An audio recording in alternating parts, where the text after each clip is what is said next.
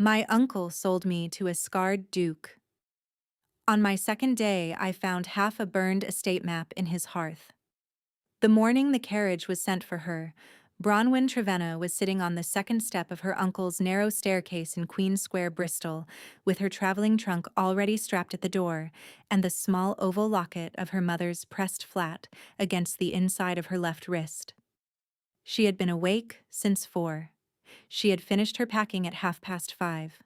She had been sitting upon the second step since 6, in the high-necked cream muslin morning dress with the band of pale green silk at the throat, and the deep moss-green wool spencer buttoned to her chin, and the plain straw poke bonnet hanging by its ribbons over her right knee, and she had not moved. It was the 3rd Tuesday of March, in the year of our Lord 1815. She was 23. She had been her father's only surviving child, and her father had been dead 9 years, and her mother 7, and she had been the ward of her uncle Mr. Llewellyn Trevenna of Trevenna and Hodge, wine merchants of Bristol, for the whole of that interval. She had been told 4 nights before, in the small back parlor at the end of the second course, that her uncle had arranged a marriage for her. She had been told, in the same sentence, the name of the gentleman, the name of his estate, and the sum which her uncle was to receive upon her signing of the settlement. She had not slept much in the 4 nights since. Her uncle came down the stairs at 6:30 in his dark plum-colored tailcoat with the small silver thread in the waistcoat, his hair freshly powdered, the brass-cornered portfolio under his arm. He stopped on the 3rd stair and looked down at her without expression. "You are early, niece." "I have been ready since 5, she said. She did not stand up. "I did not wish to keep his Grace's coachman waiting." "There is no coachman. The Duke is sending his own carriage from Carrowmere. It will be here by 7. I have had the breakfast laid in the morning room." "I do not want any breakfast, uncle." "You will eat what is set before you, Bronwyn, or you will faint in the carriage and bring discredit on this house. Stand up." She stood up. She picked the straw bonnet off her knee. She did not look at him as she crossed the hall to the morning room, but she heard him on the stair behind her, and she heard him set the portfolio down upon the side table where he set every paper he had not yet decided was finished with.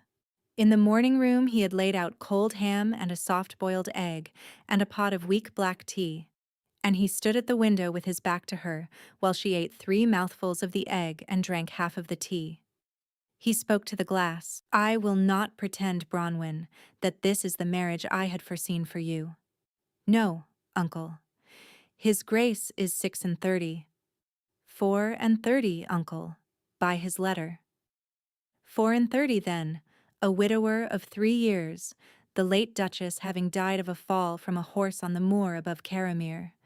There are persons in town who say—" "I have heard what persons in town say, uncle. You read the letter aloud to me yourself?" "There are persons in town," he went on, as though she had not spoken, "who say that the fall was not entirely the horse's doing. There are others who say his Grace's elder brother did not in fact drown at Whitby in the autumn of '9, but was put into the sea by— the matter is unclear. The matter has been deliberately kept unclear. I have made my own inquiries. I am satisfied that nothing has ever been proved against him. The settlement is generous. You will have an income of 4,000 a year, and the entire south wing of the Abbey. He has put his name to a paragraph which says, he will require nothing of you that you do not freely give. You will be a duchess. Eat your egg." Bronwyn set down the spoon. She folded her hands in her lap on the cream muslin and looked at her uncle's narrow back at the window. "Why did you not refuse him, uncle?" He did not turn around. "I do not refuse a duke, niece." "You refused Mr. Penrose, who is a kind man, 2 summers ago, on my behalf, without consulting me. Mr. Penrose is a country attorney with 300 a year. His Grace of Carrowmere is His Grace of Carrowmere. And £8,000, uncle, would settle the Trevenna and Hodge debts entire, I believe. Mr. Hodge mentioned the figure to me last month in the counting-house, not knowing I had walked in." Her uncle's narrow shoulders did not move. He stood at the window another moment. He turned at last, and his thin, compressed mouth was thinner still, and his sharp, watery blue eyes were very cold. "You are impertinent this morning, Bronwyn." "I am leaving this morning, uncle. I should like to leave knowing the truth." "The truth," he said, "is that you are 23, unmarried, of moderate fortune and unfashionable connection, and his grace has offered for you in writing. The truth is that I have accepted on your behalf, because the law requires that I do so until you are of age, which you will not be for another 6 weeks. The truth is that the carriage will be at the door at 7. Finish the egg, niece. I will not have you faint." She did not finish the egg. She drank the rest of the tea cold. She stood up from the table at 5 minutes before 7, and she went into the hall, and she put on the straw poke bonnet and tied the pale green silk ribbon under her chin, and she draped the heavy charcoal gray wool traveling shawl over her shoulders, and she pulled the plain cream cotton gloves to her wrists, and at exactly 7 o'clock, the great dark green Caromere traveling carriage drew up at the curb behind 2 pairs of matched bays, and the footman stepped down and rang the bell as if he had not seen her uncle for a year. Her uncle handed her into the carriage himself. He did not embrace her. He held her left hand for the count of 3 seconds, and then he let it go. He stood at the curb in his dark plum tailcoat with the brass-cornered portfolio under his arm, and as the carriage pulled away from Queen Square he raised it once in a half-salute, and she watched him through the small rear window until the carriage turned at the bottom of the hill and he was gone. She did not weep. She put the small oval locket of her mother's back inside the high collar of her muslin against the bare skin of her throat, and she pressed her gloved palm flat upon the closed glass of the window, and she breathed out a slow, careful breath that fogged a small circle on the glass, and she watched the circle shrink and disappear. Bronwyn's first turning point, the one she would later name to herself the carriage breath, came at that fogged glass. She had not, in 9 years under her uncle's roof, allowed herself to want a thing she could not provide for. She wanted now a thing she could not yet name. She let herself want it as far as the bottom of the hill, and then she put it carefully aside, because it would not survive examination, and she did not yet know whether it would survive Caromere. The road north took 5 days. They slept at Tewkesbury, at Lichfield, at Sheffield, at Thirsk. She read the books her father had given her: Cowper, Mrs. Edgeworth, a small worn volume of Welsh hymns her mother had used at chapel. She wrote a single letter, on the 3rd night, to her cousin Mary in Falmouth, and she did not post it. She walked, where the inn-yard permitted, half an hour every evening with the heavy charcoal wool shawl wrapped twice around her shoulders. She kept her own counsel. The footman, a young man called Pengelly, with a soft Cornish accent that surprised her, took both meals up to her private parlor without comment, and was kind in the small ways of a man who had been told to be kind without being told why. On the 5th afternoon, the road climbed out of the Vale of Pickering and onto the bare heather-purple slopes of the North Yorkshire moor, and Caromere Abbey rose against the eastern sky at the end of a long honey-colored limestone drive, a sprawling Cistercian shell rebuilt into a Regency seat, ivy on the cloister wall, mullioned windows catching the failing yellow light, and beyond it the moor lifting away into bare upland to the east. The Duke was at the carriage step before the footman had let down the iron rest.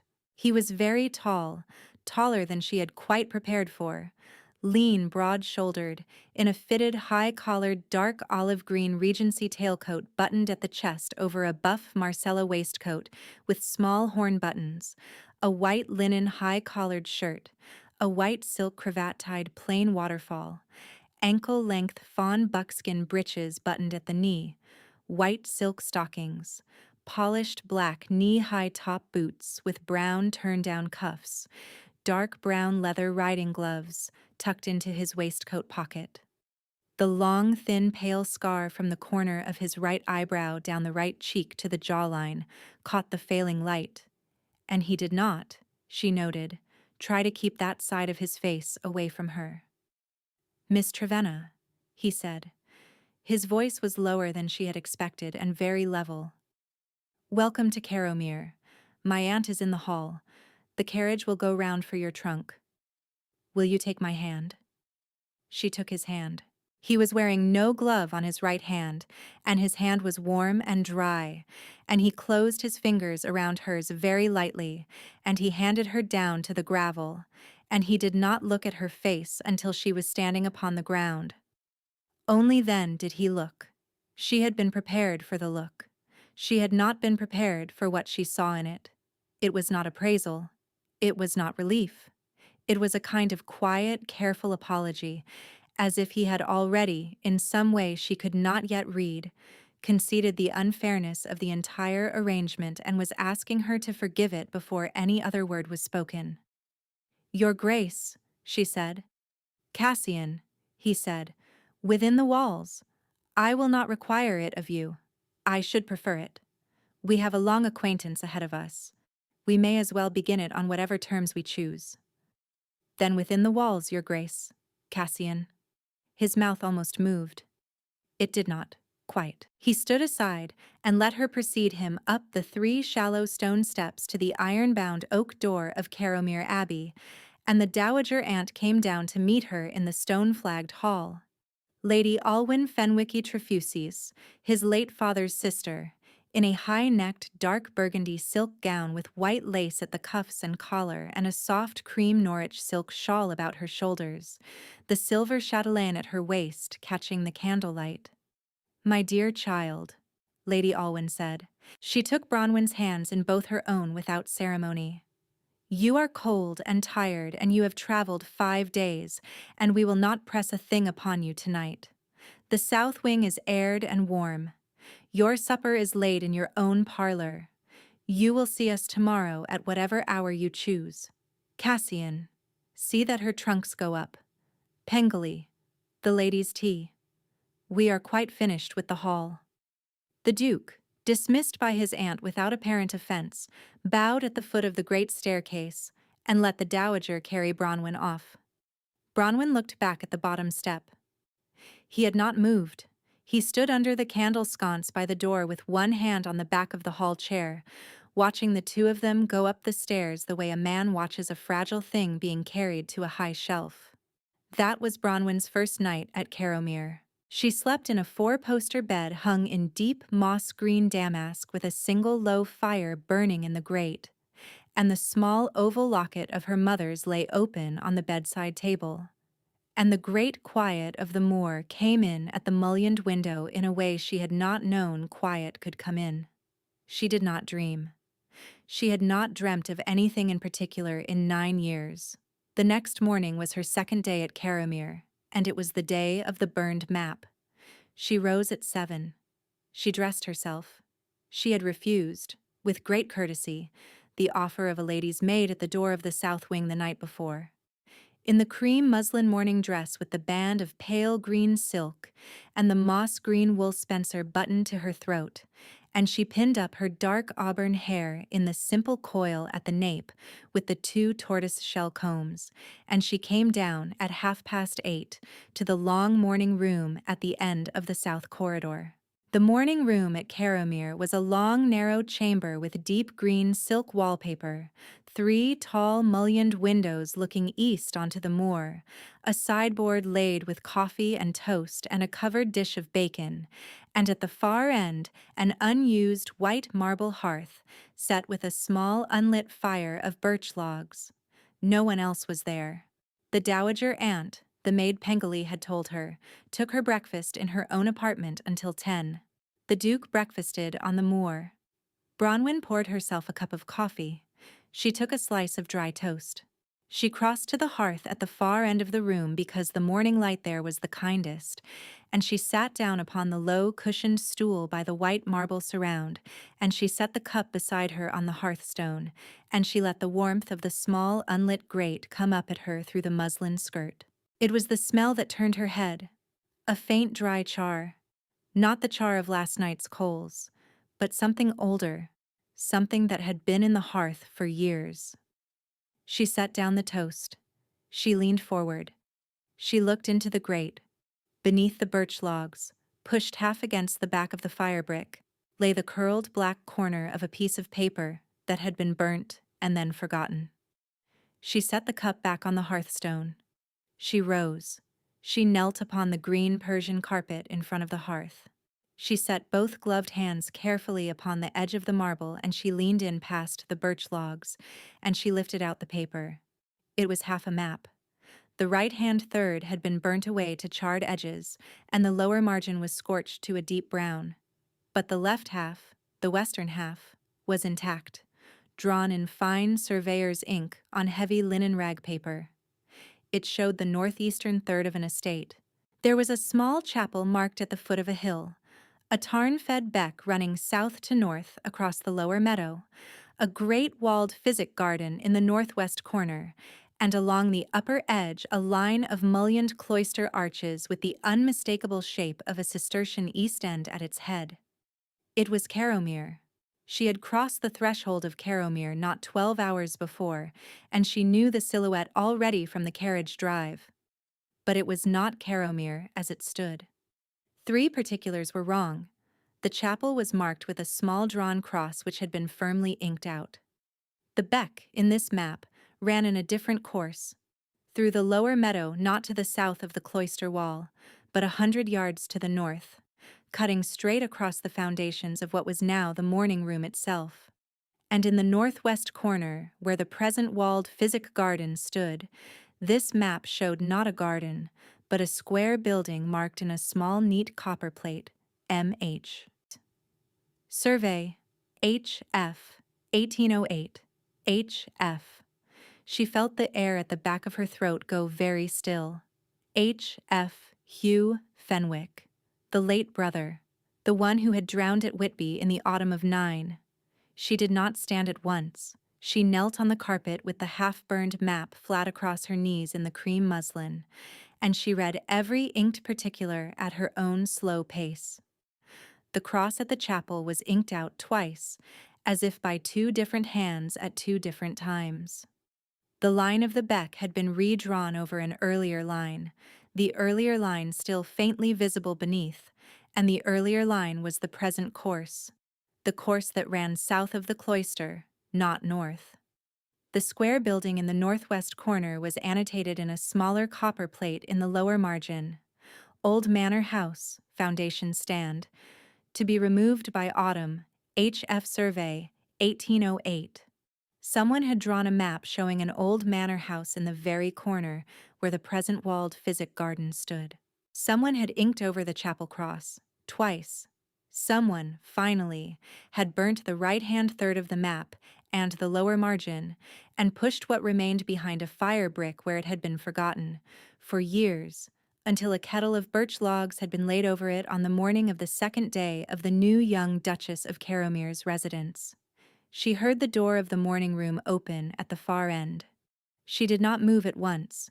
She slid the half-burned map flat under the cream muslin skirt against her ankle, and she lifted the cup of coffee, and she stood up from the stool slowly, and she turned.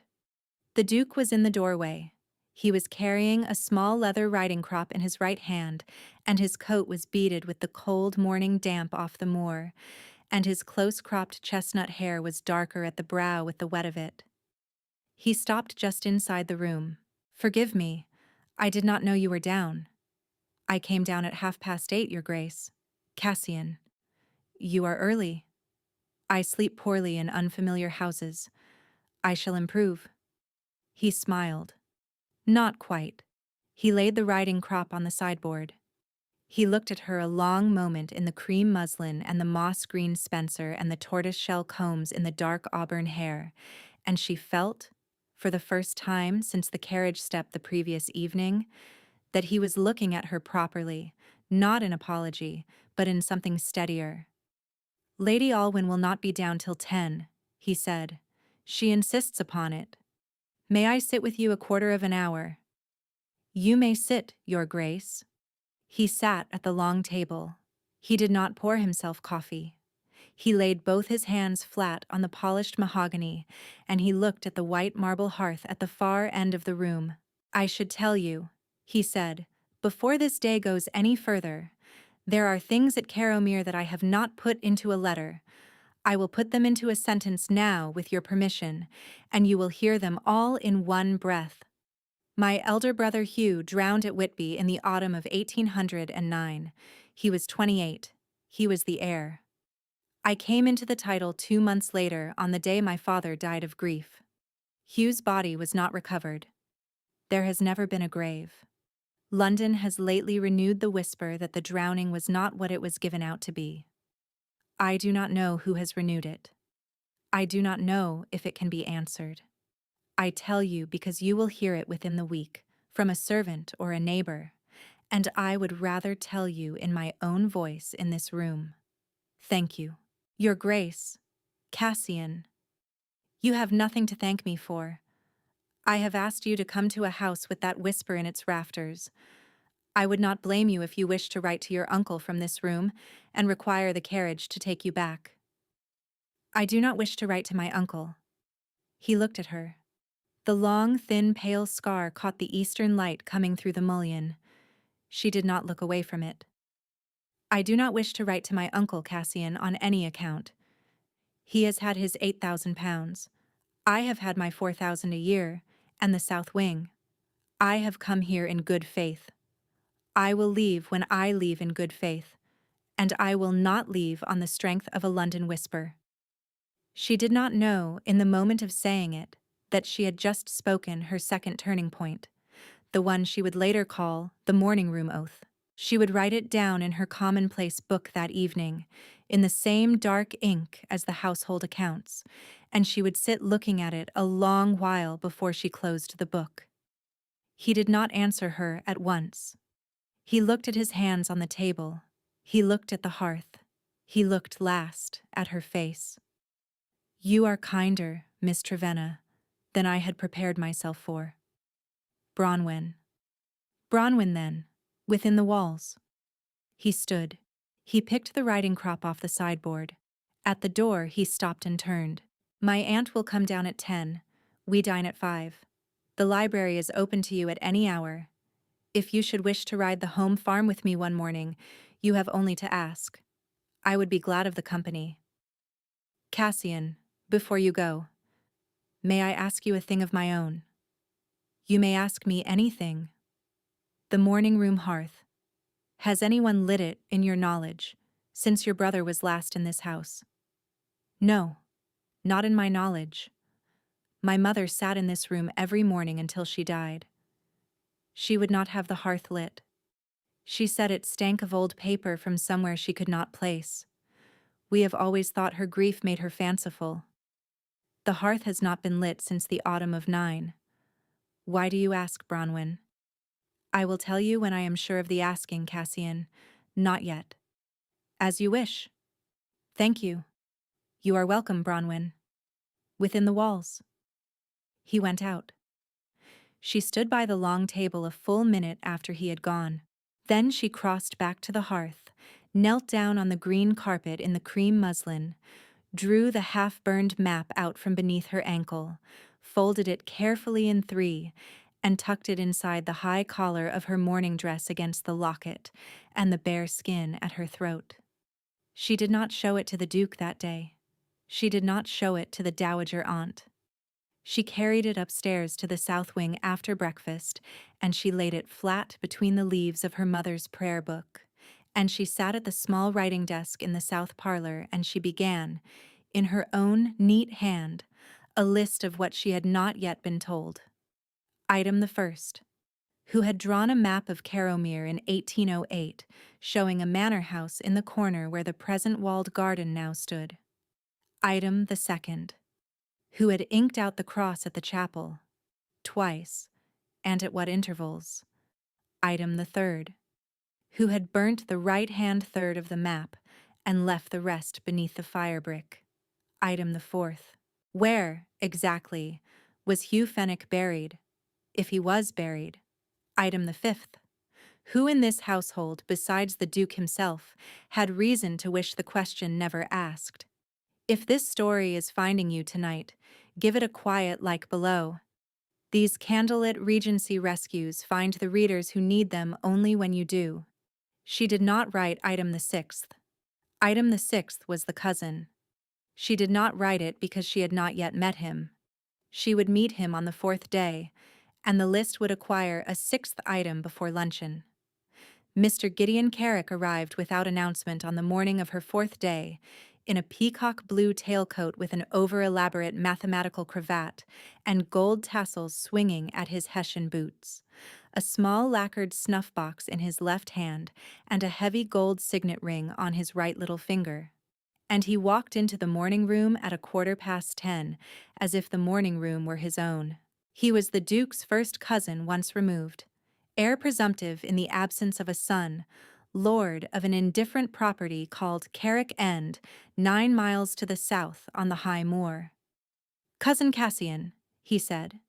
He set the snuff-box on the sideboard. He bowed in Bronwyn's general direction without quite looking at her face. "I had heard a duchess had arrived. I came to do my duty. Madame, Carrick of Carrick End, at your service. Your Grace, I should add." "Mr. Carrick," Bronwyn said. Lady Alwyn, in the high-backed chair by the window, did not rise. She did not put down her embroidery. She inclined her head a single half-inch. "Gideon. Aunt. You look in tolerable health." "I look in my health. Will you take coffee?" He took coffee. He took 2 cups. He talked for 40 minutes of London, of Lady Sefton's dinner, of the Almack's patronesses, of a wager at Brooks's involving a curricle and a Welsh pony. He addressed himself almost entirely to the Duke. He addressed Bronwyn perhaps 4 times. On the 5th occasion, having returned at last to Yorkshire and the moor, he said, with the snuff-box flicked open between his ringed thumb and forefinger, "I trust her Grace will not find the moor too lonely after Bristol. Carrowmere is vast. One feels the absence of company. My poor cousin Hugh used to say, when he was surveying the home farm, that he could ride 3 hours and not see a soul. Hugh, of course, was. Well, we shall not dwell." Bronwyn set down her cup very carefully. "Mr. Carrick, you have just mentioned my late brother-in-law's surveying. May I ask which part of the estate he was surveying in 1808? The cousin closed the snuff-box with a small dry click. "My dear cousin, I have not the least idea. I was at Cambridge. Hugh's surveying. He had a passion for it. He had a passion for many things. The lake. Whitby. He was, well, indeed. We shall not dwell. I should like, in fact, to dwell." The Duke, who had been silent at the head of the table, looked up at her. The dowager aunt, who had been silent at her embroidery, looked up at her. The cousin did not look up at all. "You see, Mr. Carrick," Bronwyn went on in the same even voice, "I have been told 3 different accounts of my brother-in-law's last summer in 3 days, and none of them agree. I am told he surveyed the home farm. I am told he surveyed for a new lake. I am told he surveyed for the demolition of certain old foundations in the northwest corner. I should like to know which of these is true, because, Mr. Carrick, I find it odd that a young gentleman of 28 engaged in 3 separate surveys should drown at Whitby a year later in November, and never be recovered." The cousin's full ruddy mouth, which had been faintly smiling for the whole of his visit, was not smiling now. "My dear cousin," he began. "Your Grace," said the Duke from the head of the table. He did not raise his voice. "Mr. Carrick will be staying to luncheon, I think, after all. We have, it seems, a great deal of family history to canvass." He had not looked at Bronwyn. He was looking at his cousin. And he had, in that quiet sentence, called her Your Grace for the first time in the cousin's hearing. Bronwyn heard it. She did not move her face. Mr. Carrick did not stay to luncheon. He remembered, in a great hurry of snuff-box and gold tassels, an appointment with his steward. He left within the hour. When the door of the morning room had closed behind him, Lady Alwyn set her embroidery down upon her knee and said, in the dry, quiet voice of a woman who had been waiting 18 months to say it, He has not asked after Hugh's surveying in 6 years, Cassian. He has been waiting for somebody to. He has been afraid of somebody asking. He always was. I told your father in 9 that the Whitby business did not lie quite straight, and your father told me I was a meddling woman, and I let it lie because your father was dying. I have not let it lie quietly. I have not been able to. I have waited for a person to come into this house who was not afraid of him. I am not afraid of him, Aunt, said the Duke. You are not afraid of him. No, my dear. You are tired of him. There is a difference. She is not tired of him. She has not had a chance to be. Bronwyn reached inside the high collar of her cream muslin morning dress, where the half-burned map had lain against her throat for 2 days now, and drew it out, folded in 3, and laid it flat upon the polished mahogany table between the Duke and the Dowager. This was in the morning-room hearth, behind the fire-brick, on the second morning, she said. Cassian, read what is written in the lower margin in the corner that has not been burnt. Tell me whose hand wrote it. Tell me what M.H. stands for. Tell me, if you can, why the chapel cross has been inked out twice, and by whom. The Duke unfolded the map slowly. The Dowager set her embroidery down. The two of them, the Duke and his aunt, read the half-burned linen rag paper together for a full quarter of an hour, in the deep green morning room of Caramere Abbey, while the moor wind off the east tapped at the mullion glass, and the unlit birch logs sat in the white marble hearth that had hidden it for 7 years. When the Duke at last raised his head, he was a paler man than he had been at breakfast. It is Hugh's hand. I thought so, she said. M.H. is the old manor house, the original Caramere, the manor on the cloister foundations, demolished by my grandfather in 1790. The walled physic garden stands on the cellars. Hugh was surveying the cellars in the summer of 8. For what reason, Cassian? He looked at her. The long, thin, pale scar caught the light. He was looking for a paper. He had told me he was looking for a paper. He would not say what paper. He said it was a thing my grandfather had buried with the cellars, and he meant to find it before he came of age in the autumn of 9. He did not come of age in the autumn of 9, Cassian. He did not.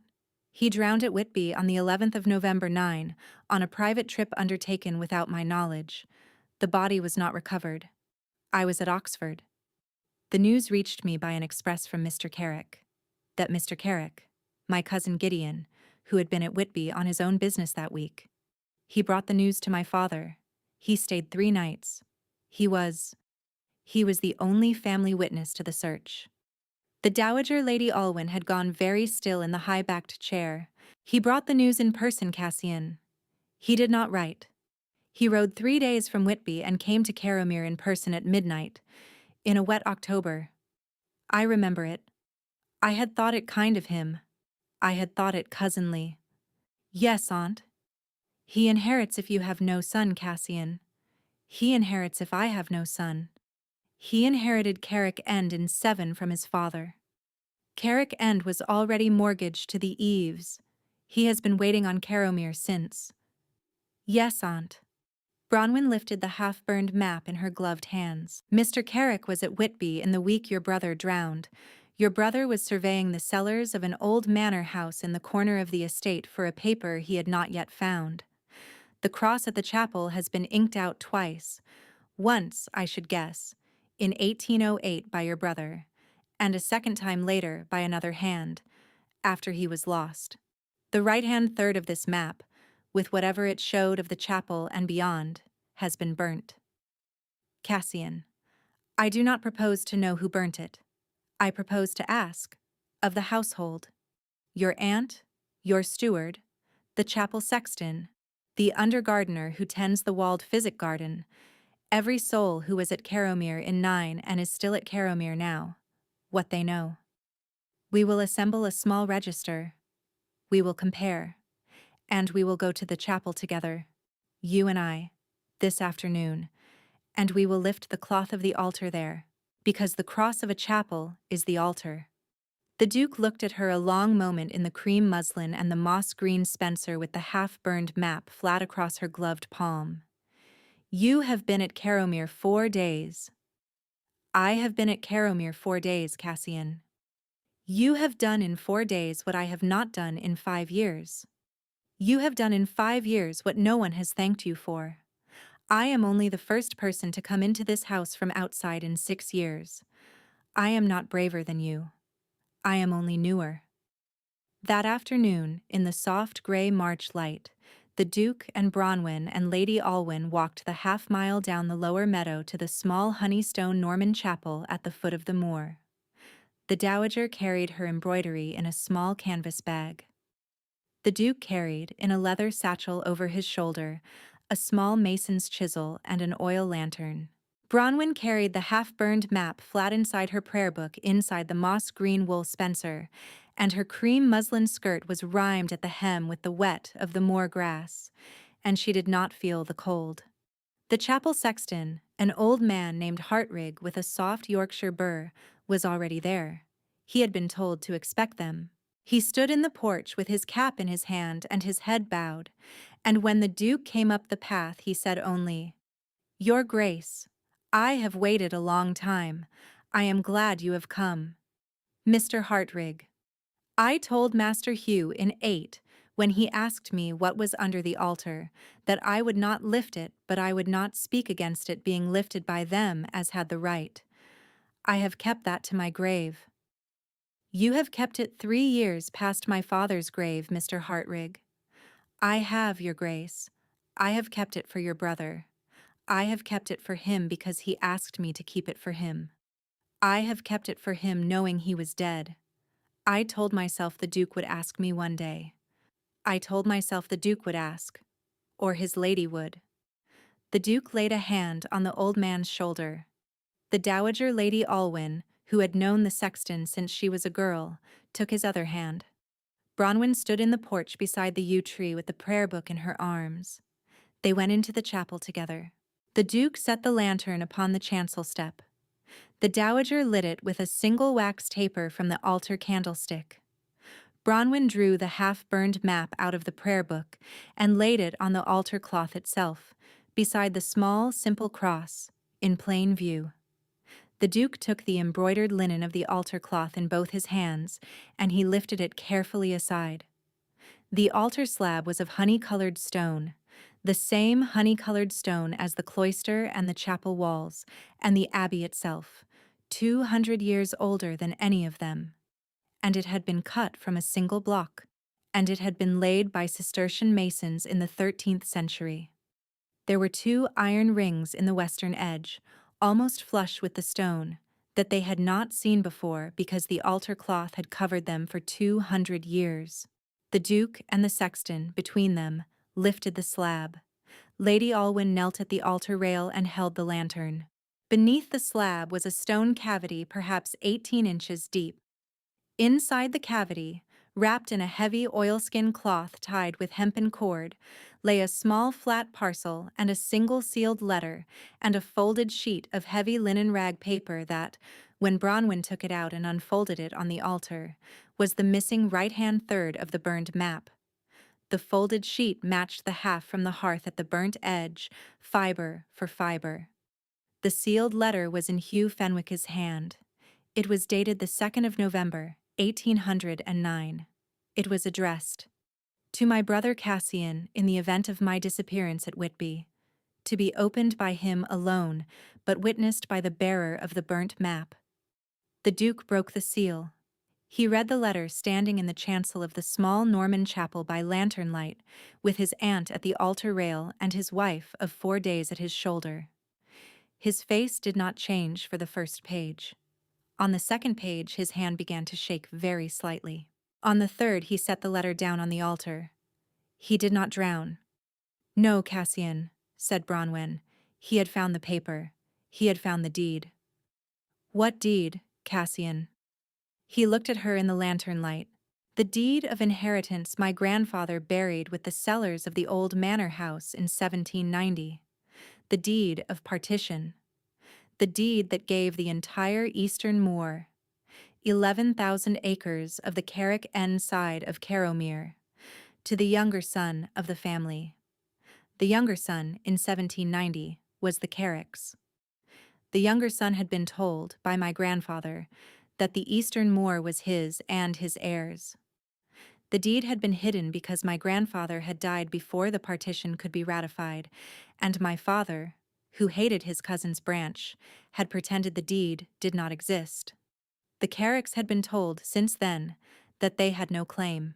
Hugh had found the deed. Hugh, on this paper, returns the eastern moor to the Carrick branch. He has signed it, as the heir, on the 2nd of November, 1809. He was going to give it back. Cassian. He was going to give it back. He was on his way to Whitby to deliver the deed to Mr. Carrick's father, the cousin Gideon's father. When? When? Said Lady Alwyn at the altar rail. The Duke turned the 3rd page of the letter. He read aloud in a voice that did not lift above the lantern flame. When I am taken from the road, Cassian, I shall be taken by the only person who has reason to take me. The only person to whom the deed is worth more unsigned than signed. He inherits Carrick End in want of me. He inherits Carrowmere in want of you. If the deed is delivered, Carrick End is solvent, and his life's calculation is over. He has known for 2 months that I have found the cellars. He has watched the survey. He has tried to buy the survey from me at a county dinner. I refused. I have written this letter on the night of the 2nd of November, and I have lodged it with Hartrig the sexton beneath the altar slab he loved as a boy, and I have lodged with him also the deed itself, and the right-hand third of the survey map, and a small parcel of the family rings my mother gave me at her last Christmas, in case I have need of bearer tokens at Whitby. If you are reading this, Cassian, I did not deliver the deed. I was taken on the road. The deed is here. Sign it. Brother, give the eastern moor to the Carricks. They are blood, even Gideon, and we do not keep what was not ours. I beg you, Bronwyn. For I have prayed there will be a Bronwyn, or someone like a Bronwyn, in your life, when you read this. Make him do it. The Duke set the 3rd page down upon the altar. He has named me, Bronwyn said quietly. I am no Bronwyn of his. He has named the wife who would make me. He has prayed for me, Cassian. He prayed for whoever would come, said Lady Alwyn. He prayed for a steady wife. He prayed for the one who would come into this house without being afraid of Gideon. He prayed for you, child, in the only way a dying man can pray for a person he will not live to meet. The Duke covered his eyes with both hands for the count of perhaps 10 seconds. He took them away, and he was a man again. He took up the deed from the oilskin cloth, and he laid it flat upon the altar beside his brother's letter. I will sign it tonight, he said. I will sign it tonight in the library at Carrowmere with my aunt as witness, and the sexton as witness, and my wife as witness. And I will ride to Carrick End in the morning, and I will lay it in my cousin's hands, and I will say to him, in front of his own steward and his own chaplain and his own household, that he is master of the eastern moor, and master of the Carrick End mortgage, and master of his own solvency, and that he is to leave Carrowmere alone for the rest of his natural life, on pain of the publication of the letter that lies upon this altar tonight. And then I will ride home. He looked at Bronwyn across the altar. You will not ride to Carrick End with me. I will not have you on the moor road with that man between us and morning. I will not ride to Carrick End, Cassian. I will be at the chapel gate when you return. With your aunt. With my aunt. That night, in the great library at Carrowmere, by the light of a tall brass 3-arm candelabrum on the long oak desk, with Lady Alwyn in the wing-back chair and the old sexton Hartrig standing very upright at the desk's end, and Bronwyn at the Duke's shoulder.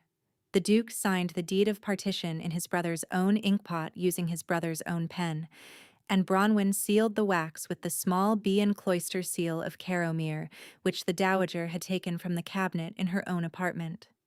The deed was folded into the leather satchel. The sexton went home to the chapel. The dowager kissed Bronwyn on the brow at the foot of the great staircase. The Duke walked Bronwyn to the door of the south wing. He did not come in. He did not ask to.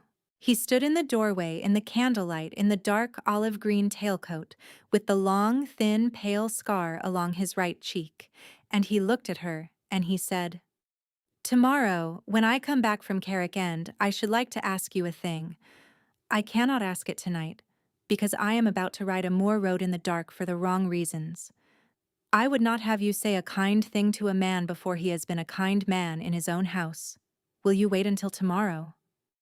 "I will wait until tomorrow, Cassian."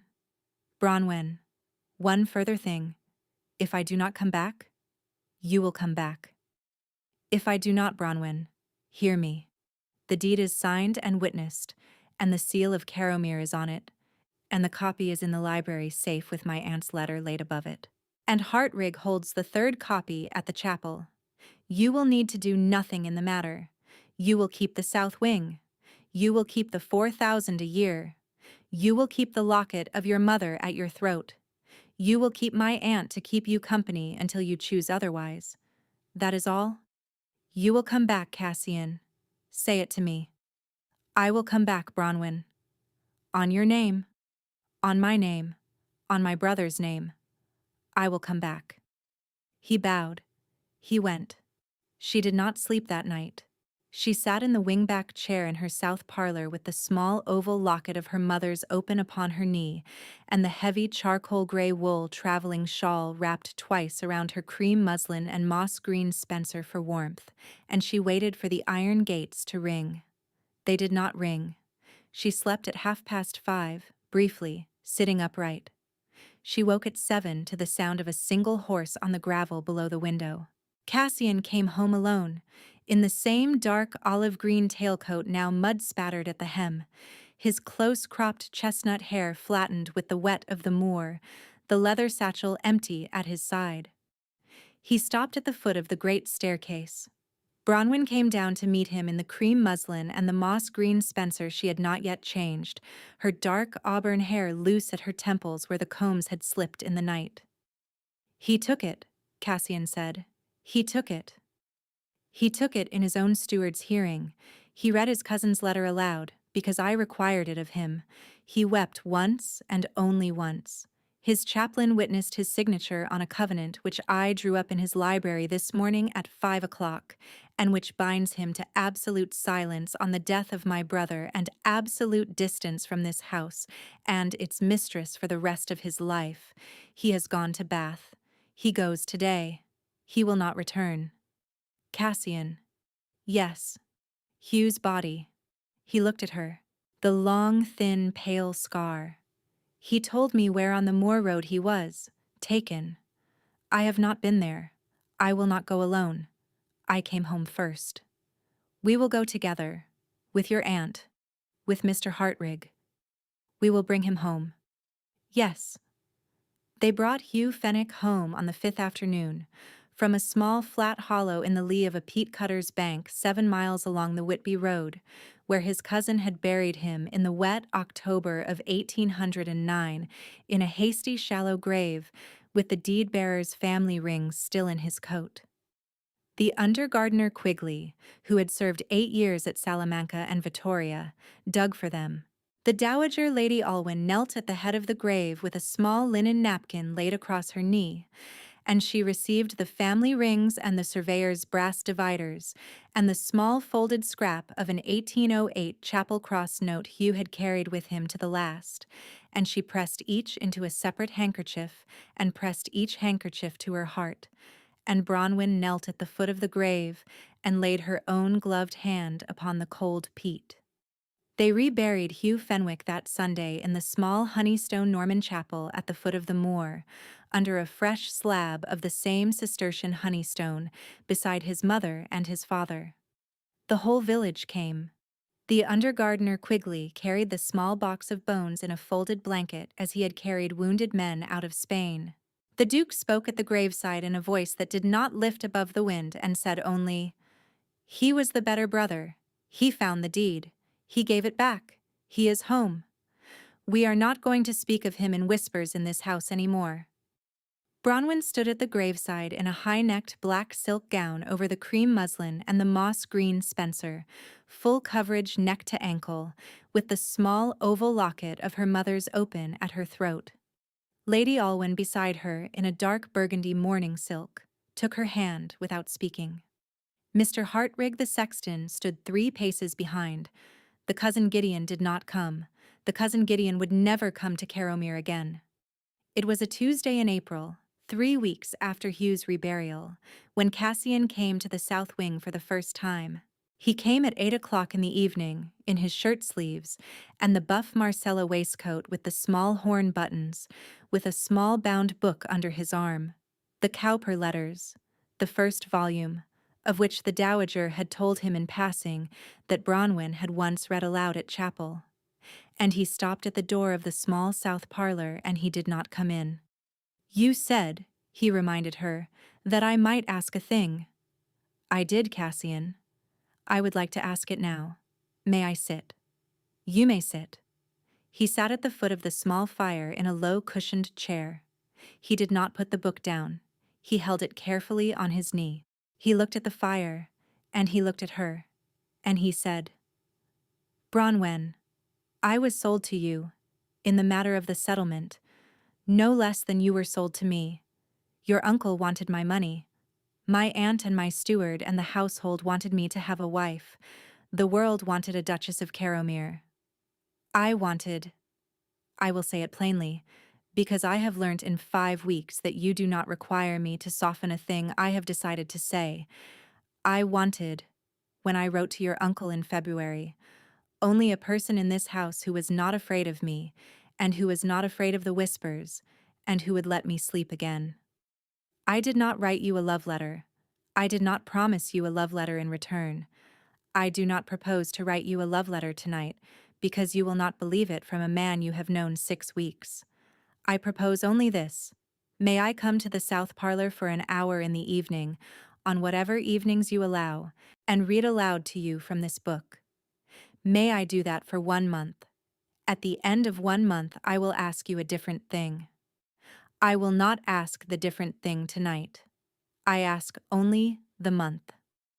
Her third turning point, the one she would later call the South Parlor month, came in the silence between his question and her answer.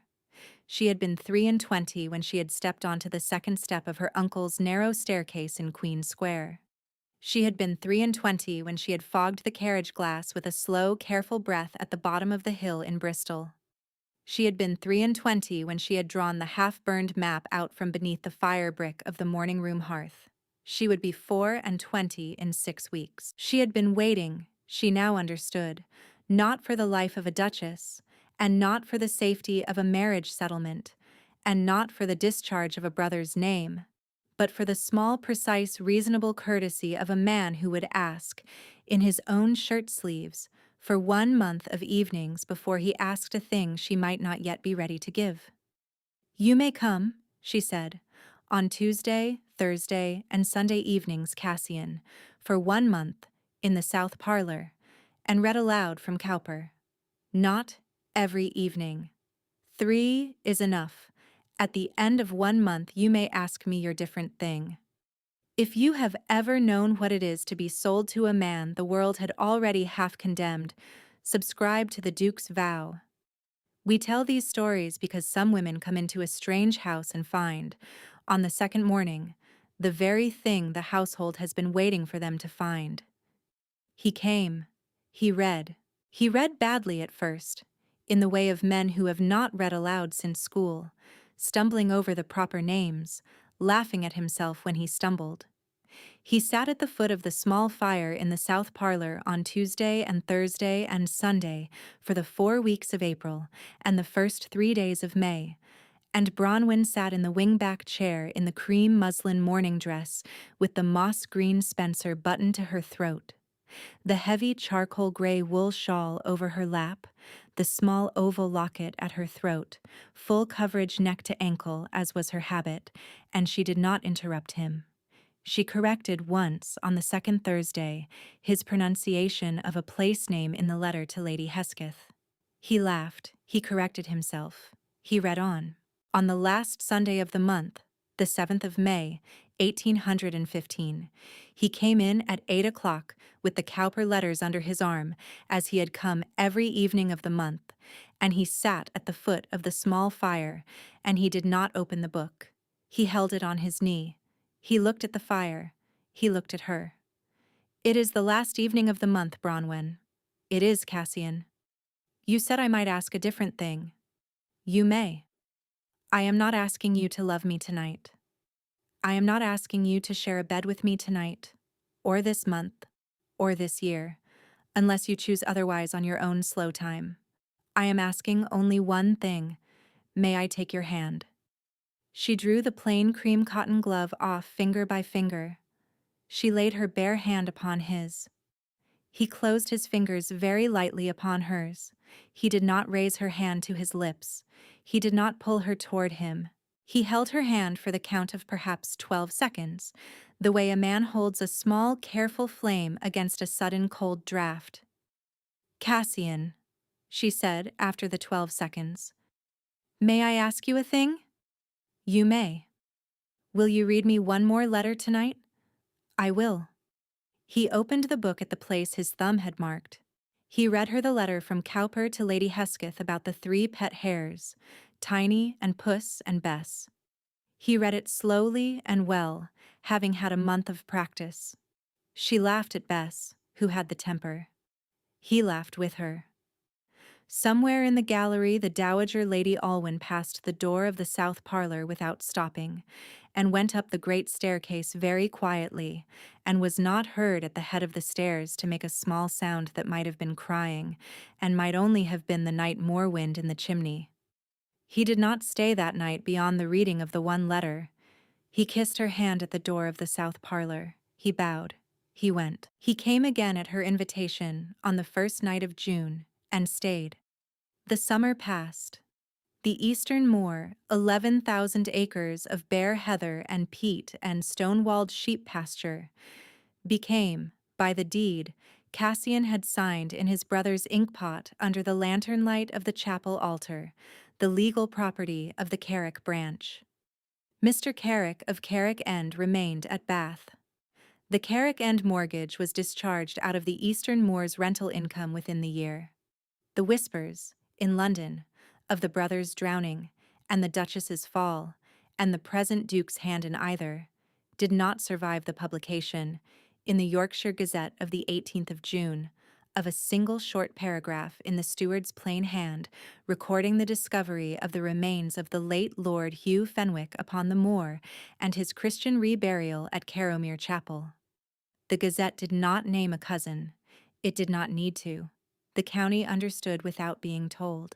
Lady Sefton in London sent, in late July, a quarter of fresh venison and a long, kind letter that did not mention 3 winters at all. Lady Cowper sent a small bound book of essays.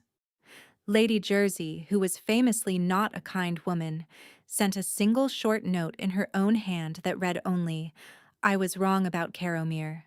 S.J. Cassian laid the note inside the leather-bound estate journal, beside his brother's letter and the deed of partition, and closed the silver clasp upon them all. It is now the 2nd week of September, in the year of our Lord 1815. Bronwen is sitting in the long morning room of Carrowmere Abbey at the small writing desk by the eastern mullion, in a high-necked, ankle-length, soft, pale blue muslin afternoon gown over the locked cream attire, fully covering throat to ankle, with the dark auburn hair pinned up in the same simple coil at the nape with the same 2 tortoiseshell combs. The small oval locket of her mother's is at her throat on its thin gold chain. The deep moss-green wool spencer is folded over the back of the chair against the autumn morning. The half-burned map is no longer in the hearth. It lies, with the matching right-hand third recovered from beneath the altar slab, framed in plain dark oak in the great library above the cloister arches, beside the 1808 portrait of Hugh Fenwick, in the dark bottle-green tailcoat with the brass dividers in his right hand. Cassian is standing at the eastern mullion window in the dark olive-green tailcoat and the buff Marcella waistcoat. The long, thin, pale scar from the corner of his right eyebrow down the right cheek to the jawline soft in the morning light. He is watching the moor. The heather is just turning. The beck in the lower meadow runs in its proper course, south of the cloister wall, as Hugh Fenwick's earlier 1808 survey had recorded it, before some later hand had tried to redraw it to confuse the question.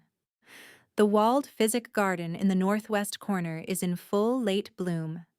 The cellars beneath it, which Cassian and Bronwyn opened with the under-gardener Quigley on a clear August morning, gave up nothing further than the brick foundations of the old manor and an iron pot of 17th-century coins which now sits on the library mantel between two leather-bound estate journals. Bronwyn is writing to her cousin Mary in Falmouth. She is telling Mary that she is well.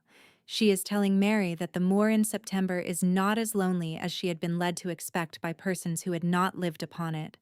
She is telling Mary that she will be at Falmouth at Christmas. She is telling Mary that her husband will be at Falmouth with her at Christmas, and that he is not a man Mary should fear, although she had been right to fear, in March, the reports she had heard of him in March. She finishes the letter. She seals it with the small bee and cloister seal of Caromere. She lays the pen down. She stands. She crosses the long morning room to the eastern mullion where Cassian is standing. He does not turn. He has heard her step on the boards for 6 months now and has decided not to startle her. "The map," he says, without looking down. "Bronwyn." "Yes, Cassian. I have been thinking that we ought to take it down from the library wall, perhaps, when the children come." "The children, Cassian? If there should be any. There may yet be any."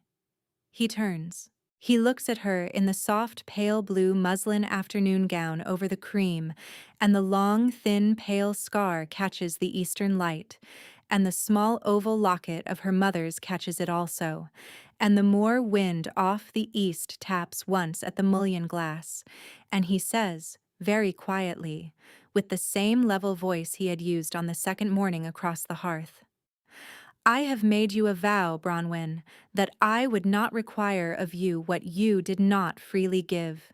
You gave me the map. You gave me my brother. You gave me my name back. You gave me the sleep I had not had in 5 years. I will tell you, this morning, the only vow I am making in return, and I will not ask you to make one to me, because you have made enough. I vow that I will sit at this mullion every morning while there is breath in my body, and I will look at the moor that should have been the Carrick's and now is, and I will not forget what it cost my brother to give it back, and I will not forget who, on the second morning of her residence in this house, sat down by a fire-brick with a cup of coffee and a slice of dry toast, and lifted out the half-burned proof of it. I vow that I will be the husband you chose to wait 1 month to choose, and not the husband your uncle traded you to. I vow that the south wing will always be yours. The south parlor will always be yours. The small oval locket at your throat will always be the first thing I look for when you come into a room. I vow it for the autumn, and for the winter, and for every season after, until there is no more breath. And I vow, Bronwyn, that on the days I am too tired to keep the vow, I will let you remind me of it. That is the vow." Bronwyn lays the soft, pale blue muslin sleeve of her afternoon gown lightly upon his on the mullion ledge. The moor is going gold beyond the glass. The beck is running in its proper course. The chapel cross is no longer inked out. "I will hold you to it, Cassian," she says. "I should be sorry, Bronwyn, if you did not." "And I will make my own vow to you in time," she says, "in my own slow time, when I have finished growing into the room you have made for me. I will not make it this morning at the mullion in the new pale blue muslin afternoon gown. I will make it on a morning I have chosen for it. Will you wait for that morning, Cassian, the way you waited the month in April for the south parlor?" "I will wait, Bronwyn. I have waited for harder mornings than yours, and yours will be the kindest I have ever waited for. Then we are agreed. We are agreed. The Duke's vow is the vow he keeps in the morning room of Caromere, in the eastern light, with the Moor at his back and his Duchess at his shoulder. The vow that no woman who is brought into this house for any other reason than her own freely given choosing will ever again be required to stay.